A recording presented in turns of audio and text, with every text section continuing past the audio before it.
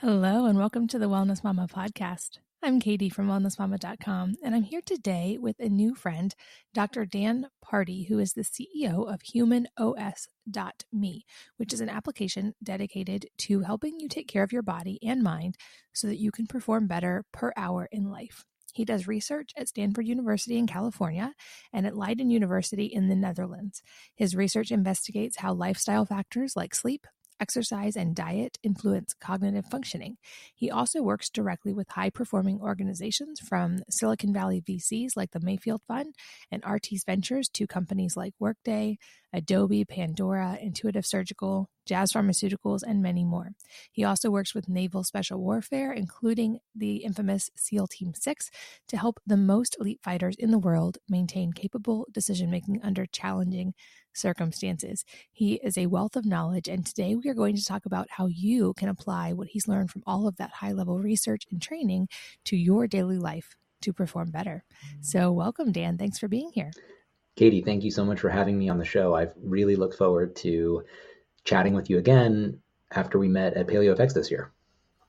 I can't wait to jump in. And I mentioned in your bio that you are the CEO of something called HumanOS. So let's start there. What is HumanOS and why did you start it? It is I call it a health ecosystem, which to me represents the idea that we do a variety of different things.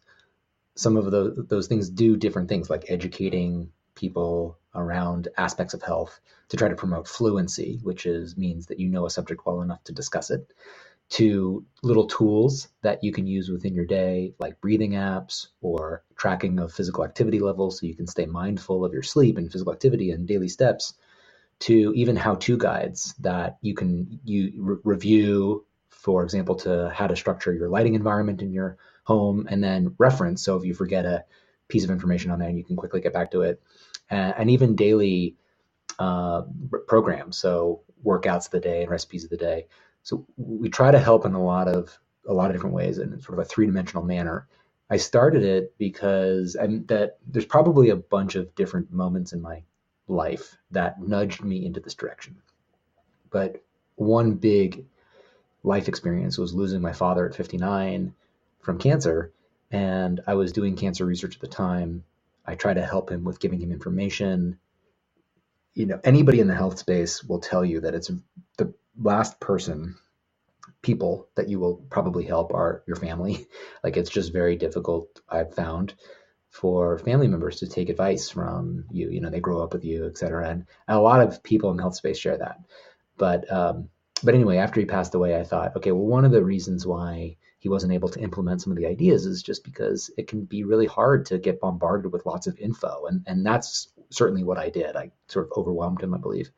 And it made me think about human behavior and what really drives it and all the different ways that led to me creating a behavior model. And that behavior model is called the Loop model to sustain health behaviors. And the executive summary of it is, in order for us to pick up an idea and do it long term, we should know why we should do it, how to do it, if we're doing it, and if it's working. And that is the basis of HumanOS, essentially. And so from years ago, while I was working on my PhD concurrently, I started to build out that idea. And I'm really proud of where we are today. So we help consumers around the world. I hate to refer to people as consumers, but people that actually purchase our program. We have a basic and a pro. And we also work with groups ranging from the military to VCs and banks to corporations and startups.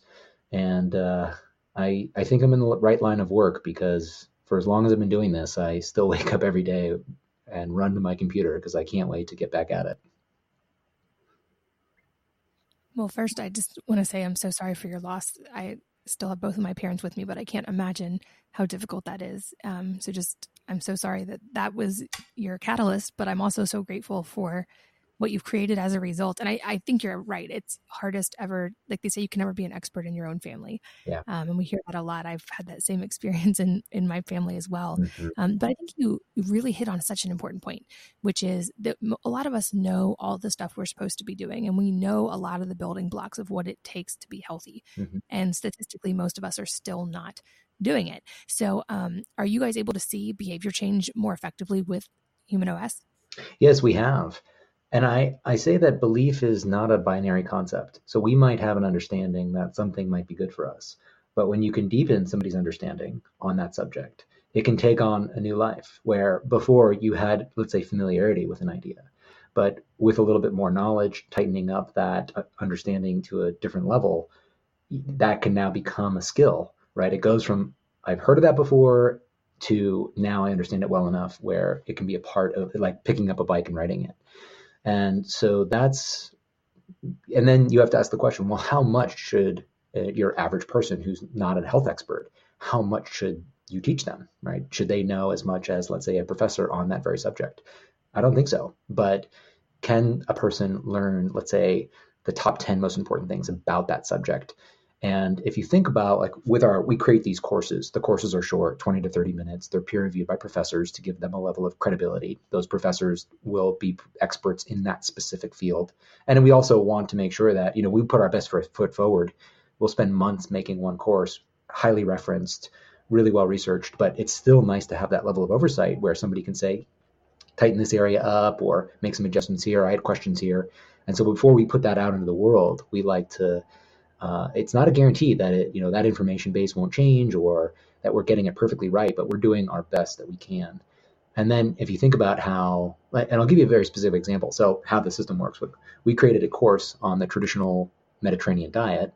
It was peer reviewed by David Katz at Yale. We then worked with chefs to then make traditionally prepared Mediterranean diet recipes. And we also made a how-to guide. And if you think about the course is meant to give you sort of a umbrella framework understanding of how do we become interested in this diet? What is the evidence behind it? What is it shown to be good for? And then the how-to guide really is excavating the points that you actually take action on and putting that into an easily referenceable sheet. So now you have sort of you have a mechanism to give you a greater understanding of the subject. You've got a reference that you can easily go back to.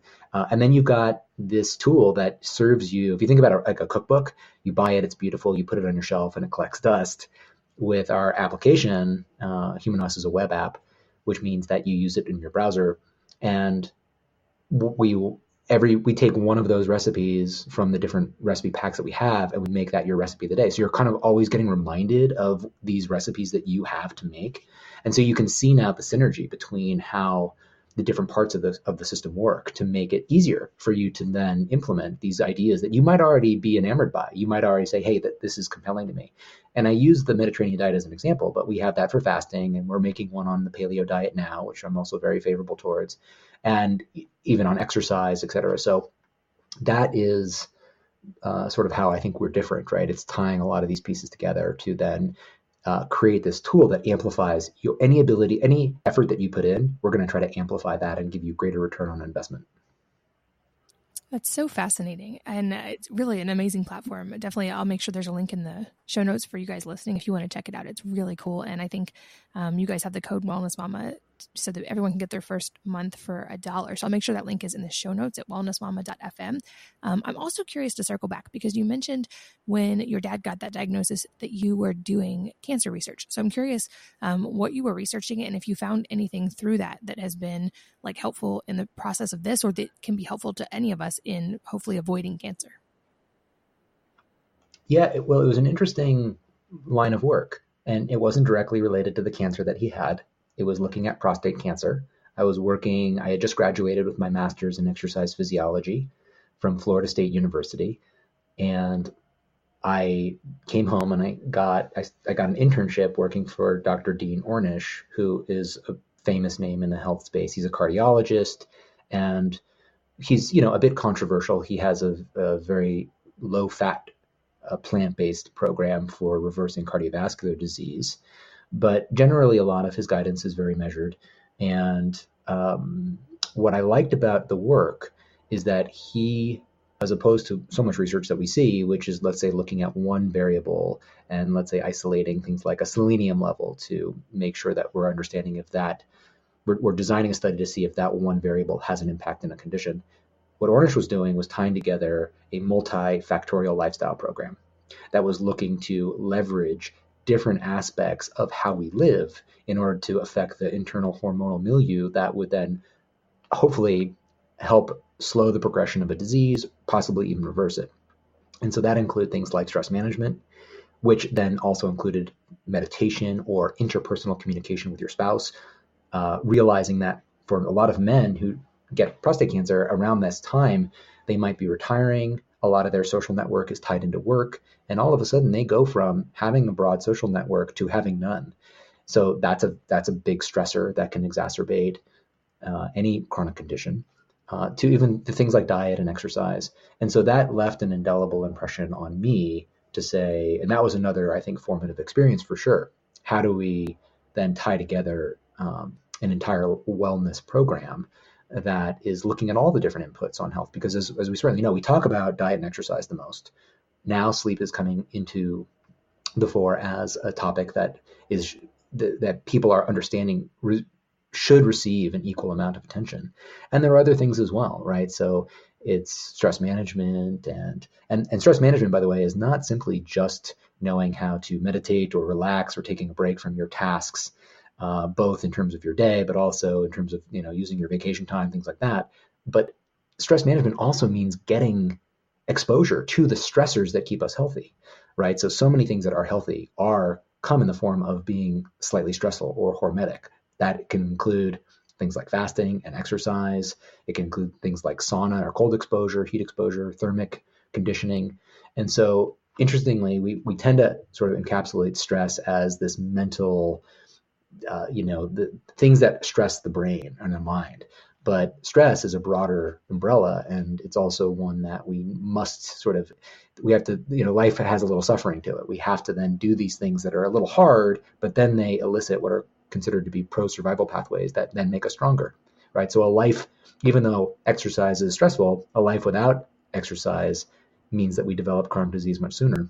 A life with a rich amount and the right amount of physical activity, even though it's stressful, makes us live longer, makes us perform better in our day. And that is a good example of a variety of different, of one's type of stressor that then keeps the body functioning at its best.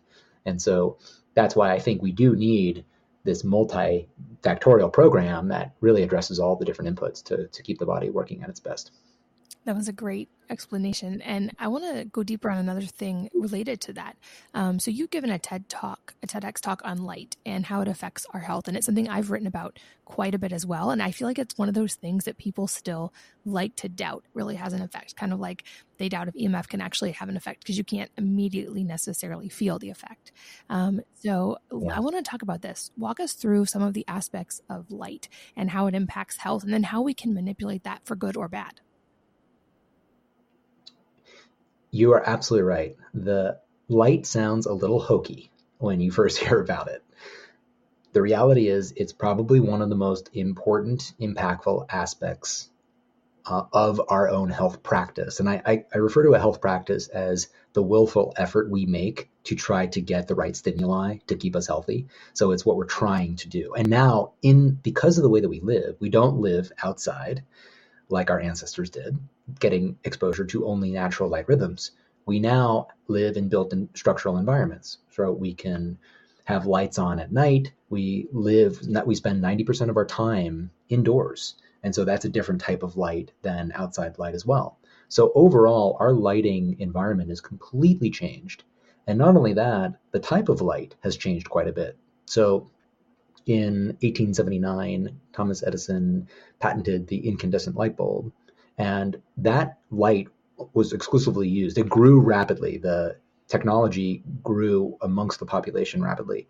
But in the 80s, of course, before that, we started to use light-emitting diodes, but actually, it was the 90s.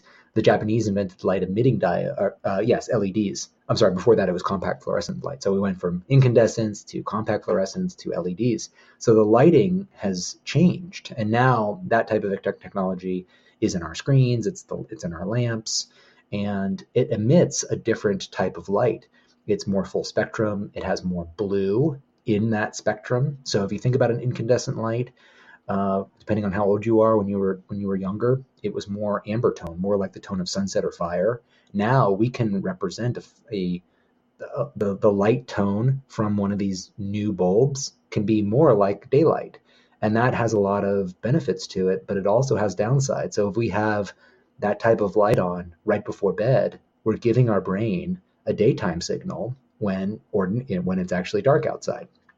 And in 2017, three gentlemen won the Nobel Prize in medicine for their work in circadian biology, which is the biology of timing of all of our physiology. Light is the most significant, important signal to determine the timing of our body. And so the most easy way for anyone to understand this is if you've ever done any travel across time zones. So you go from, let's say, San Francisco or New York to Italy, right? When you arrive, your body timing is still set to where you left, right? To San Francisco. But over the course of days, as you get exposure to the new lighting environment, then your physiology timing can completely switch. So where maybe 8 days ago you were sleeping during this time, which is now day in Italy, now you're up and you're fully alert, and it's sort of 4 a.m. back at home, but you feel like it's 2 p.m. A lot has to go on in the body for that to change, and it takes days, up to 5 to 10 days to fully adjust. But the way that we live now, because we're constantly always in a state of this misalignment because of our lighting. The good news is that these lights aren't inherently bad. They're more powerful. And because of that, we have to then do more ourselves to make sure we're getting good light during the day and evening and night. And so, yes, the cool thing about LEDs is that we can get ones that are adjustable. We can dim them, so that's adjusting the intensity. And we can also get ones that affect the tone or the temperature. And you want a temperature during the day that's around 5,000 Kelvin. Kelvin is the unit of light temperature. And then as it becomes evening, you want that temperature to drop to around, let's say, 2 to 3,000. And then right before bed, you want it to be 1,500 to 2,000 Kelvin. And that's going to be, again, the tone of fire. And that type of light does not tell the brain that it's day. So you can see perfectly fine, but you're not giving your brain a daytime signal. And why this is so important is because our entire neuroendocrine system is under the control of our circadian system. So every hormone in the body and its timing will have an influence will be affected, by our lighting environment and what time of day the brain thinks that it is. So it is massively important. And that's why we see people that do shift work, like nurses and firefighters and police officers. If you're doing shift work where you're working, let's say, a few nights a week at a completely opposite schedule than you live your life, you'll have, over the course of 10 or 15 years, your risk for developing chronic disease is 4 to 5 times higher. And that's including hypertension, cardiovascular disease, cancers. It is a massive influence on our health. So it's one of these things where if you have the right information, you can do something about it right now. But a lot of people that aren't exposed to this information, they're just going to be living in accordance with what's available. They're going to go buy lights that are available at Walmart or Amazon or wherever. They're going to use them in their home. They might not dim them. And that is sort of the standard default condition now of modern life. So we need this type of information to see, okay, this is why it matters. Here's what you can do about it. And luckily, like I said, it's one of those things that you can do something about. So that's why I like the subject so much. Yeah, and it's not an especially difficult thing to do something about. Like I know, for instance, sleep temperature also makes a relatively big difference in sleep patterns, at least when I track them. So that's like I sleep with a chili pad. It's an easy thing. It doesn't take any effort at all to do because it just runs while I'm asleep. Yeah. Things like changing your light, once it's done, it's a very no stress, no effort change that, like you said, can make a huge difference. Do you have any more specific recommendations on bulbs? Because I get that question a lot, and I don't have any specific recommendations I like to make. Yeah. So we do have a how-to guide it's called Smart Light Rhythms, Day, Evening, and Night. And it gives you things you can do in the morning, in the afternoon, in the evening, in night, and during sleep to really get this right. And not only does it include products that you can buy and bulbs, etc., but it also includes how to adjust your behavior and how to adjust settings on other devices like screens. We all use screens, whether it's your monitor, phone.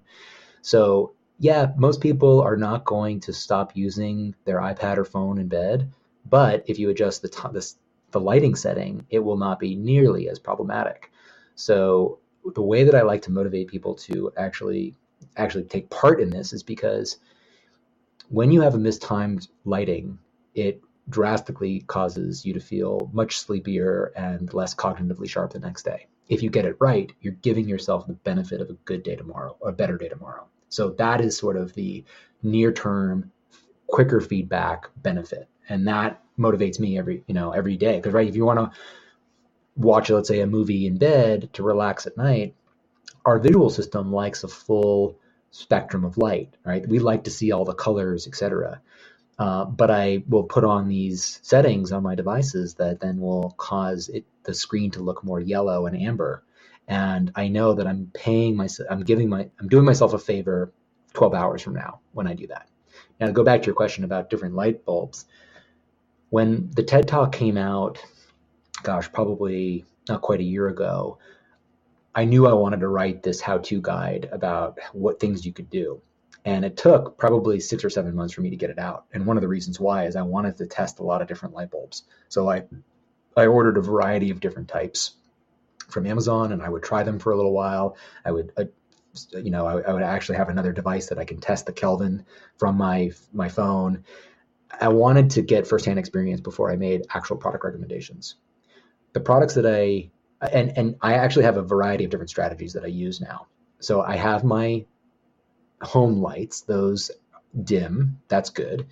But then I have evening lights, and those are on specific lamps. So I'll turn off the home lights, and I'll only use these lamps in the evening. And out of the different available options, the ones that I like are from LIFX, LIFX, and that is opposed to Hue.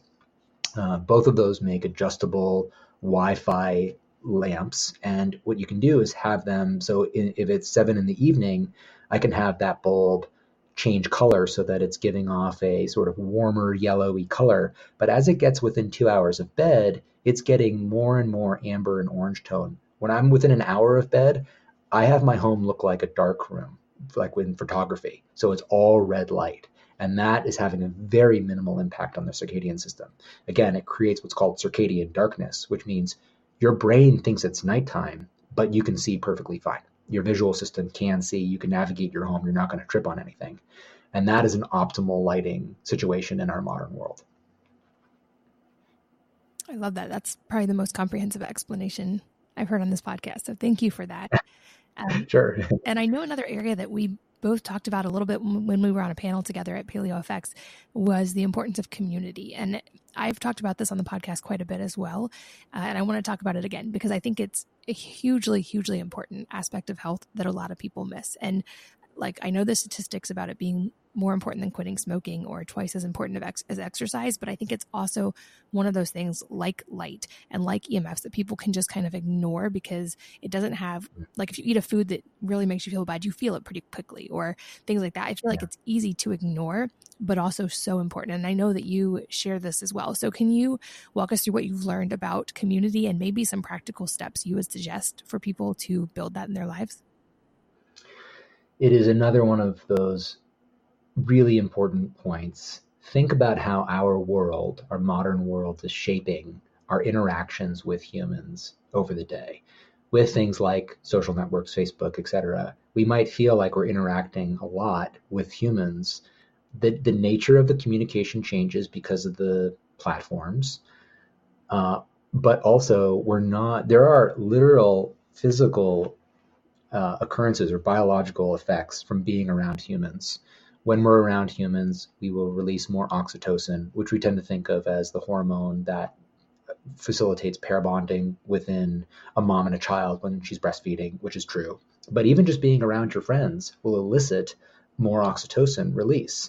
That then has a variety of benefits on our physiology to help us get into more of that parasympathetic, less sort of sympathetic driven state, which if you're in that state too long, you will become slightly resistant to those chemicals that are keeping you driving forward, those task-on-oriented compounds. You become resistant to them. And one of the downstream effects of that is to actually develop low-grade chronic inflammation. Because if it's sort of a complex mechanism, I won't explain it, but that is sort of the A to B there, or maybe even A to Z. And so that's another one of those drivers of modern health problems, right? And so when you're around people, you can switch out of that task-oriented state. And not only do you get a boost in oxytocin when you're around friends, but then it'll also facilitate your ability to want to be around them more because it gives you those warm feelings. So just being around friends and getting exposure to that reinforcement will then facilitate you being around friends more often. Now, it's strange enough, but we might actually just need to make time for that in our world. Now, depending on where you are and sit on the lifespan, if you have a family and you're very busy, that can just being around family is wonderful. So keeping them near, but making time for friends. And I wrote an article about friendship. It had the most unsubscribes from my blog of all time, and it was actually probably maybe one of the most impactful articles that I have written for me. I went to a salon dinner. The idea of it, I do this with some friends. We choose a topic and we bring people there with no pretense of expertise on that subject to discuss it. Some of the topics have been fatherhood 2.0. One was on meditation. This one was on friendship. The next day after that conversation, my mind was just on fire with ideas. And so I just started to write, and I really tried to understand first, like academically, like what qualifies as being a friend? Like if you just have repeated friendly interactions, let's say with somebody that at the checkout counter that you see regularly, is that a friendship? And just sort of challenging the idea a little. And then I went down to all different aspects of like keeping old friends in your life, the value of making new friends, how and why to let friends go. If you're no longer serving each other and helping one another, which can happen. And, it doesn't mean that you want to abort a friendship at the very, very first sign, but, sometimes it is the right thing to do to just move on. I ended up writing 4,000 words on it. I think the reason for the unsubscribes is not that it was controversial. It was just because it felt maybe off topic for people that are coming to our blog for health. But no, it is a absolute health subject. And what was so interesting for me about that article is how many private messages I got detailing some interaction with friendship for that person. I didn't realize what a private topic it is. People weren't commenting on the blog in the comment section. They were writing me personally. And so that was really illuminating. And actually, one day I will sit down and write the 2.0 version of that, because I have more to say. There's more topics that I'd like to explore. Male-female dynamics, dynamics related to, being friends with, let's say, somebody famous. Like, what is is that necessarily a bad thing? Meaning like, if you have somebody who is sort of well-known in your world, what's your motivation for being friends with them? And if they lost that status, would you still be friends with them? Just interesting subjects that I'd like to explore. And it's given me a lot of mental tools to then understand that not every friendship needs to be the same, right? You hear the saying of like, a good friend does this. Well, maybe one good friend always will show up to you when you're having a hard time, but other friends will show up for you in other ways at different times. And so it's sort of let me relax and let different types of friends just be themselves and sort of enjoy that relationship for what it is versus having some misplaced frustration if they're not necessarily, they don't have all the characteristics of all my friendships in a way. So anyway, long answer, but community is extraordinarily valuable. You have to make time for it in your life.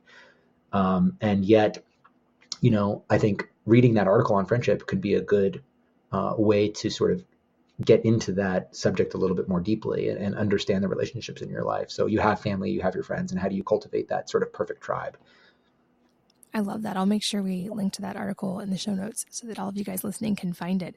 And I think you're so right on all those points you just made. I feel like community is an excellent teacher because I know in developing my own community, which I've also had to kind of build myself multiple times in different places, it's great because it, like you said, it offers a mirror a little bit too. So it's brought up things I needed to work on in myself, which I was really grateful for. And then also realizing, like, because I feel like when you're younger, you sometimes have that best friend who's like your all-encompassing friend, and you guys kind of fulfill so many of those needs for each other. And for me, adulthood has been a transition to more of that model, like you mentioned, where I have friends that all serve different needs, and hopefully I'm serving needs in them as well, and that are various parts of the community, but it's much less of wanting one person or just a couple of people to be everything and to fulfill all of those needs. It's building a community in a broader sense. And so I think that's an excellent point that you made. You also mentioned stress a couple of times, and we've touched on a few things that can help with stress. And I think light and community are tremendous factors in that. But we also now know that stress is literally epidemic in our society. So do you have anything that you have learned through all of this research that you feel like is really helpful across the board for dealing with stress? Yeah, there's a lot to share, but if you think about one of the reasons why we try to be healthy is to make ourselves more resilient to stress. So even just doing exercise, it makes the body more resilient, but it makes the mind more resilient too. And that applies to a lot of different aspects of dealing with stress in our world. So the stronger the body becomes, not the stronger the mind becomes too. Now, one thing that I have personally needed to work on is I do love my job. I prioritize taking care of myself and my family in my life, and then a lot of the rest of my time is filled in with working to the degree where I can overwork. My dad had that characteristic too. I recognize it in myself, and I'm mindful of it. But what I also know that I need to do is take breaks in my day and not necessarily be trying to accomplish a task. Let my mind wander, take a break, do some breathing, just sit and chill. Additionally, which is harder for me, is figuring out ways to fully step away. And the way that I've positioned it to myself is I like to focus a lot on mental performance, and a lot of what we do at Human OS is how do we make your day? How do we make you better at your day and your day easier for you? And a lot of that comes through taking care of the body in what I call the practical fabric of your life, right? It's one thing if I try to admonish you for, hey, you didn't make 2 hours in your day to go for exercise. Well, actually, how do we then help you fit physical activity into the world so it actually works in your life versus, well, I'm never really going to be able to sustain, making extra time where I don't have any. So I'm always thinking about that can be a very, really significant mental stressor too. You care about your health. You haven't been introduced to some concepts that make it easier for you to be healthy in what works in your life. So that a lot of what Human OS is actually designed is with that idea in mind, the modern human. And I think it's not that people don't get that they should be doing this stuff. It's just that we're not always offered solutions that meet our actual needs. So that's one idea. And then it's just like I'm circling around here, but really stepping out and realizing that if I'm a serious performer, stepping away from my work doesn't mean that I'm not serious. It actually is a part of my performance practice to give myself legitimate rest. I think we all know that experience where you go on vacation and the first 5 days you just feel this decompression. And then by the end of the 5 days, you're like, oh, yeah, I feel really relaxed now. Now I wish I had another week to live in this physical self for a period of time. I've been decompressing. So last year we did a couple of big trips, my family and I. It was really wonderful. Went to Japan, went to Iceland, and I gave myself that time. And I need to make sure that I'm doing that every year, and probably a few times within the year.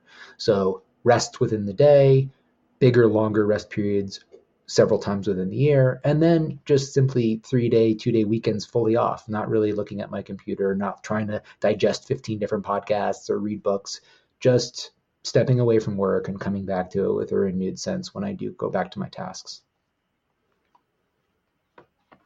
Yeah, that's a great point about vacation. And when we were also on the panel together, we talked a little bit about homeschooling and family, and you just mentioned your family. It made me think of it. And so one of the reasons that our family decided to homeschool was so that I could create what I felt like was a more optimal learning environment for our kids and shift things, like rather than starting with 100 and losing points when you make a mistake, you start and you get to work up. And so it's like focused on not the negative, but the positive, and just maintaining things like critical thinking and creativity and things that I felt like got stifled quite a bit in a lot of school environments. And I know this is something that you said you've thought through a lot as well, and you considered homeschooling for a while. So I'd love to hear basically like why you guys considered it. And we talked about some of those objectives that you had for your sons. And so like, what were those, and are you still incorporating those even though you're not homeschooling? Yeah, this is a subject that I was really excited to circle back with you on. And I don't think we're going to have all the time today even to go into it as deeply as I'd like. But I know for me, my education, I always had incredible opportunity in terms of the schools that I went to, and it was very, very much supported in my family. But as I went on in school, I learned more about myself and how I learned, and that corresponded with me enjoying school. I was always like, yeah, I like school. I never hated it, but I learned to love it when I had certain criteria fulfilled.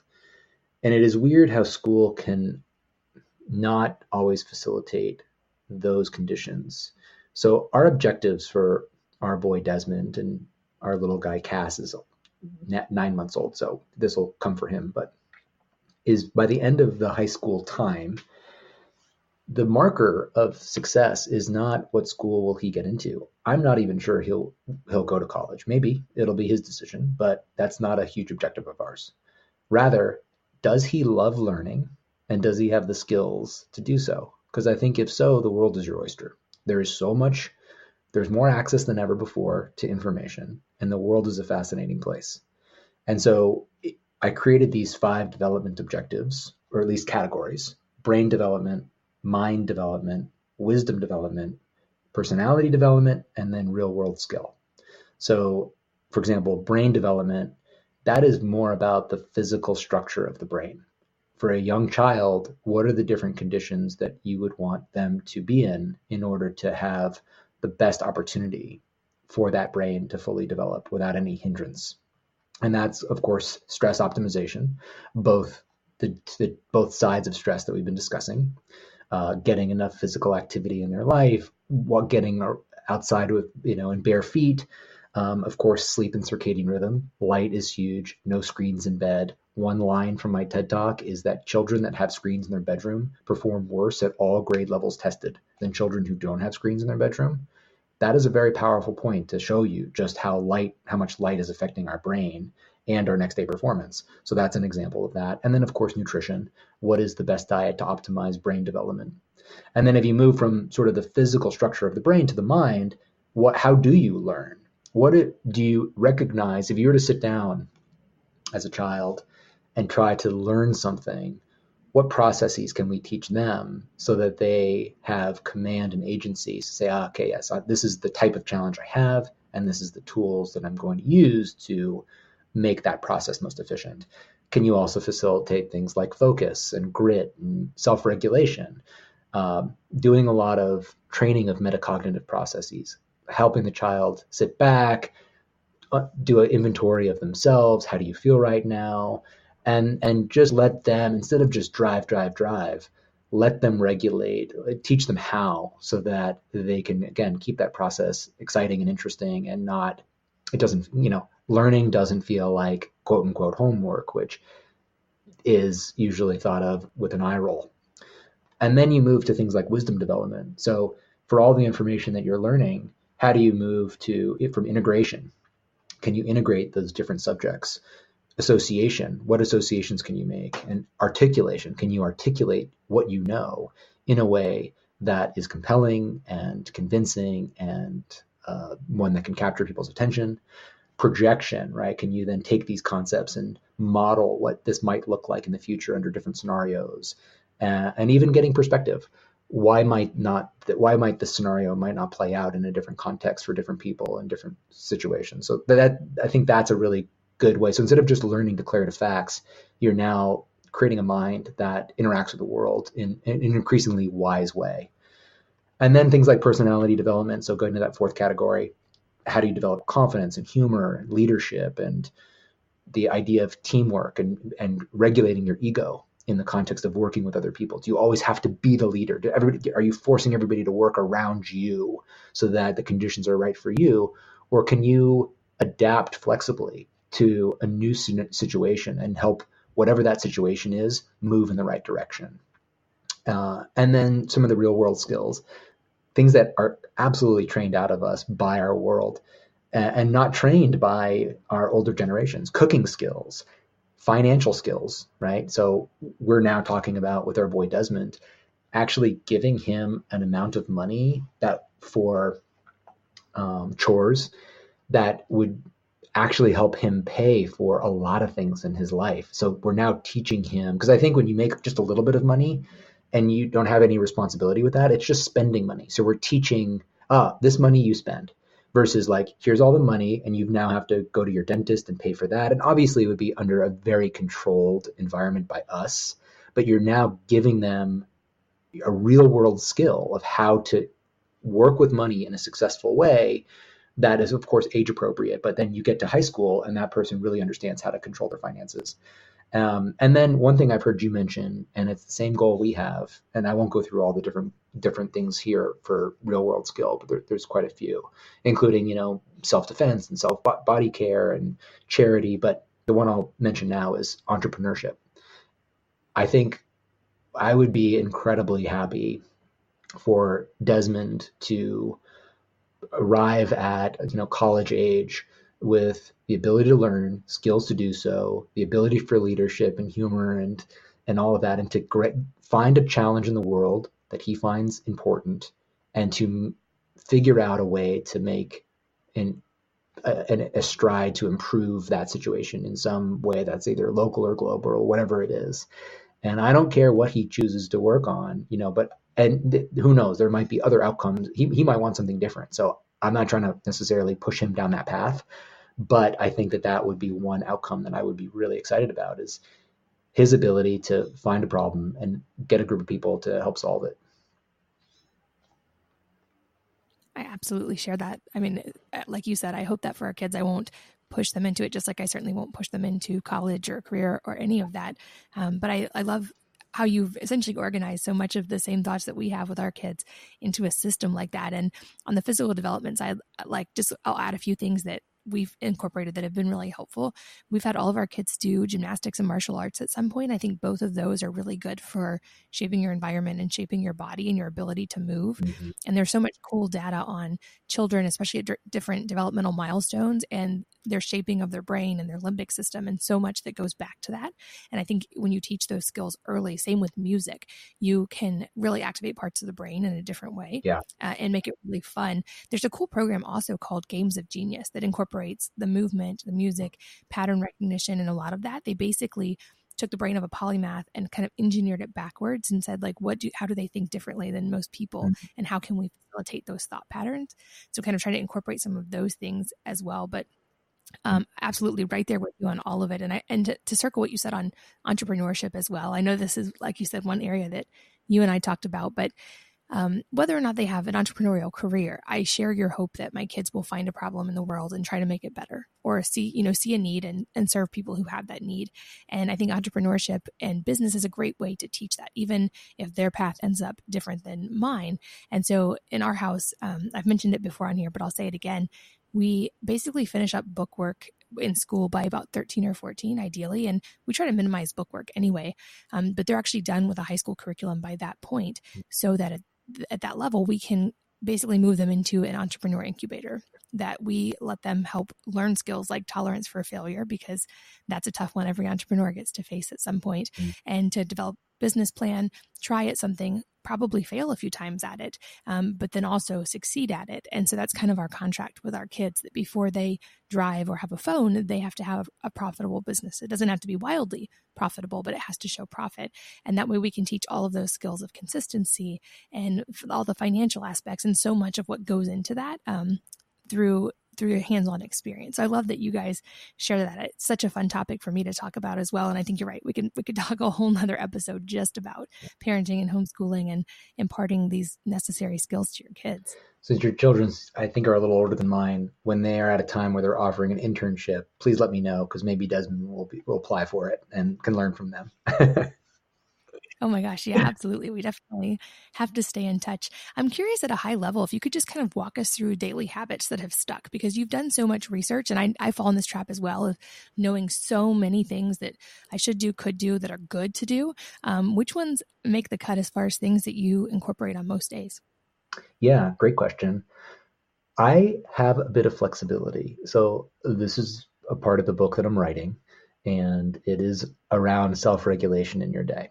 I think that sometimes we can gravitate towards hard and fast rules. Always wake up at this time. Always do this at 10 a.m., right? Some of that stuff can actually be really helpful, and it can also be helpful as a very clear way to a set of rules that you can take part in, and then that can hopefully develop and flower into your own set of rules that you have for yourself. For me, there are certain things that I will try to do within my day and in the week. Lighting is a very important component of that. So I spend about a half an hour outside, at least 10 minutes in the morning. So if I have a cup of coffee or phone call, it's always outside to get that morning light. In the evening, I have certain alarms in my day. So an hour before bed, an alarm goes off so that it gives me enough time to prepare for bed. Okay, stop what I'm doing and now initiate my going to bed routine, in which there's a couple of things that I'm doing, including making a list for the next day, which we wrote a blog on. Greg Potter on my team did this, that looked at some research that says those research had people write a gratitude list or a to-do list for the next day, and they monitored to see what had a bigger impact on sleep. And it was the to-do list that actually had the bigger impact of basically getting out those thoughts on paper allows the mind to relax, and that actually helped people get sleep longer, go to sleep faster, and get longer time in bed. So that was really interesting. Then during the week, one of the first things I do, we have something called the Daily Performula. It's a daily email. You can turn it on if, it's funny, it's sort of one of the more controversial, if you will, parts of the site, because some people hate it. Like, it's another email. Other people, it's their favorite thing. But in it, it's like, here's your recipes of the day, here's your workouts of the day. So I look at that first, and I created something called InTune training, and it stands for integrative and opportunistic training. And it's a different type of training program where instead of trying to consolidate all of your physical activity into one workout, I have no problem with doing that, but it's not the only way we can move. Rather, you can then just chip away at these reps for the program. It's all body weight oriented across your day. And I actually do that to stimulate mental performance as well. So what I do is I look at that first thing in the morning, and then the rest of the day really depends on what the day looks like. And so you have to then, I think the mindset that I really care to facilitate in myself and in others is look at your next couple of hours. What can you do to make that time better? And sometimes I'm going to be speaking in front of people. Sometimes, I'm not feeling very sharp right now. Let me step away from my harder tasks and just clear off a lot of that little 2-minute clutter that has built up and congests my to-do list. Maybe I'm going to do some meditation or take a nap.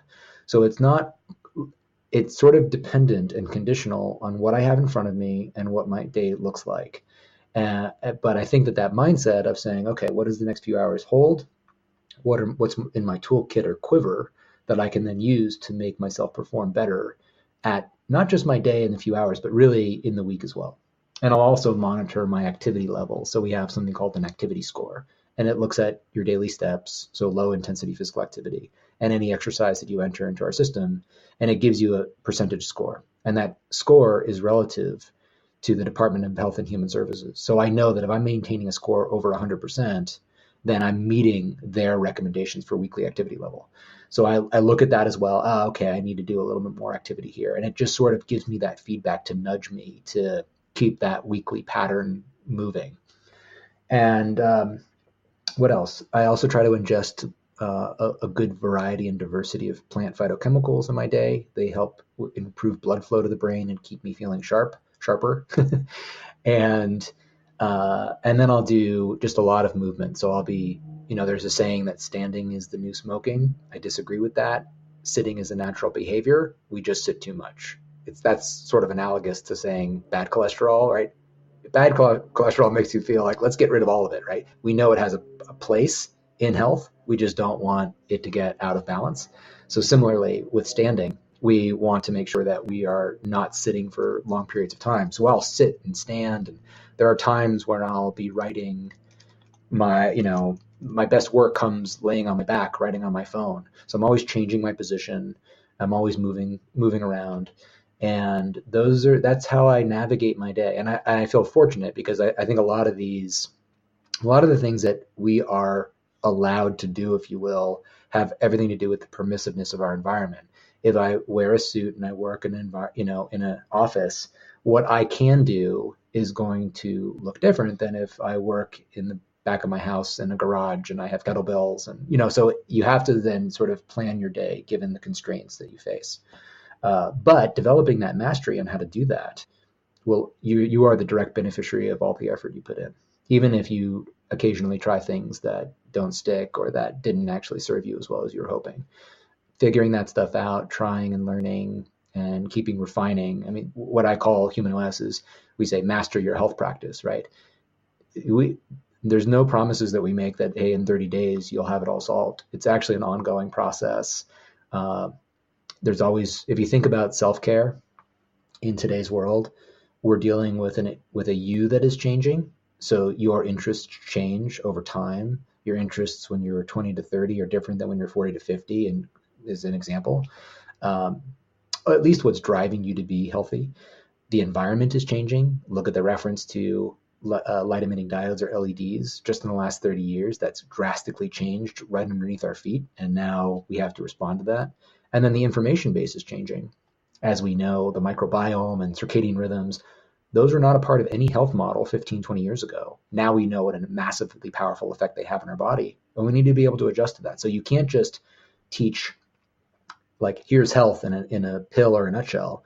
It's rather, you have to teach the capacity for evolving self-care over time. And that has to do with regular engagement. It has to do with regular learning, and just keep working at it, making it a significant part of your day and your mission. It can't just be pushed off to the backdrop and sort of saved for the weekends, because that ends up sort of not sticking usually for a lot of folks. How are you constantly working at it? And that doesn't mean that you have to be a professor at all this stuff. It just means that you're working to make your experience as good as possible. I love all of that. And I can't believe our time has flown by so quickly, except for that you're easy to talk to, so I can. A question I love to ask at the end, and I know you're going to have probably some great suggestions, is if there's a book or a number of books that have really changed your life. If so, what are they and why? Oh, gosh. So I have to admit, I don't do as much reading of books as I'd like to. It's something that I'd like to change. I'm somewhat resolved to the fact that all of my time is filled with reading scientific papers and articles, and that's okay.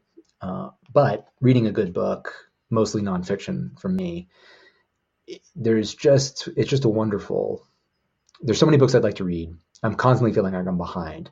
But one book that really has stood out in the last 10 years is Thinking Fast and Slow by Daniel Kahneman.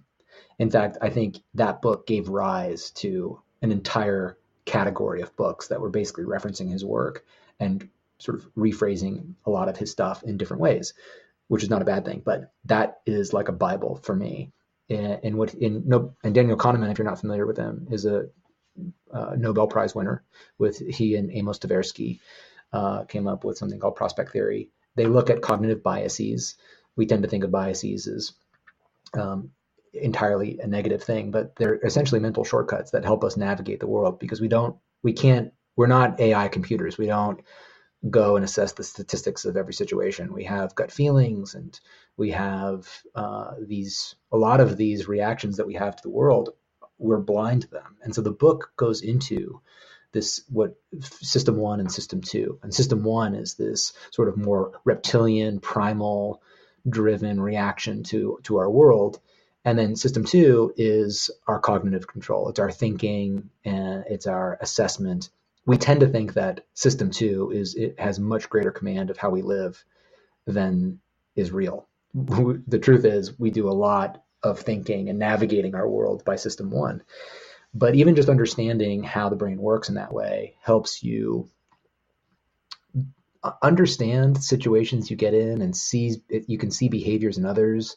It's always easier to see behavior in others than it is in yourself.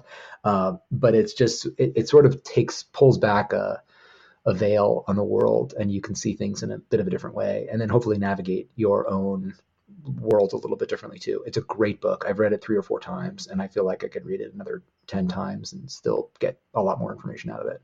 That's a wonderful book. I love it. And we'll add it to the show notes so that you guys can all find it. Those are, again, at wellnessmama.fm. For anyone listening who wants to try it, how can they get started with Human OS? Yeah, so I'm so proud and happy to be able to offer your community the ability to try Human OS for a month for $1. If we could give it away for free, that's how we have to, like, that's the minimum we can charge. So we flip the system into Pro. And in that time, gosh, get in there, watch. All of our courses are like 20 minutes. They're broken into short lessons, 2 to 3 minutes, and they're interrupted with quizzes. We do that so you have a moment to pause and think about what you just learned, which we now know actually facilitates this idea of fluency better than just familiarity. And then see if you. I also feel that doing a physical activity is not the only, for instance, is not the only type of health behavior that we must construct. But humans are tool-using animals. We also must figure out the tools that support our ongoing knowledge, wisdom, development, and practice. And so I think of the use of Human OS itself as a health skill. And that can apply to other health apps as well. But can you interact with this information and put yourself in a better position so that in 1 year from now, you're wiser, smarter, and your pattern is more confident and stable. And then, can you continue to develop? So, get in there. You can make a basic account. In the coupon area, you put in the Wellness Mama code. That'll give it to you for free. If you want to continue using it, I hope you do. I hope you feel like you get enough value from it where it's worth the price of, it's $9.99 a month. It's sort of, I would think, ridiculously inexpensive for all that we give. There's over 25 different courses in there, probably 10 or 12 different how-to guides, a bunch of different recipe packs and workouts. And if you have a Fitbit, you can integrate that too and monitor your sleep and your physical activity level. So yeah, get in there, try it out, learn the different elements of the system, give yourself a month and see how much you can get from it.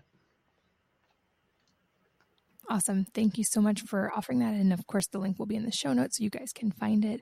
Dan, I know how busy you are. Thank you so much for your time being here and sharing this. I feel like this was a wide-ranging and super helpful conversation. So thank you. Oh my gosh, thank you for having me on. I just knew in this short time of interacting on the 2 panels that we had that we just had to connect again. And I'm so glad we did. And thank you for having me on the show. It's been a pleasure to be here and chat with you again. Oh, the pleasure is mine, and we will definitely have to stay in touch. And thanks to all of you for sharing your valuable asset, your time with us today. We're so grateful that you did. And I hope that you will join me again on the next episode of the Wellness Mama podcast.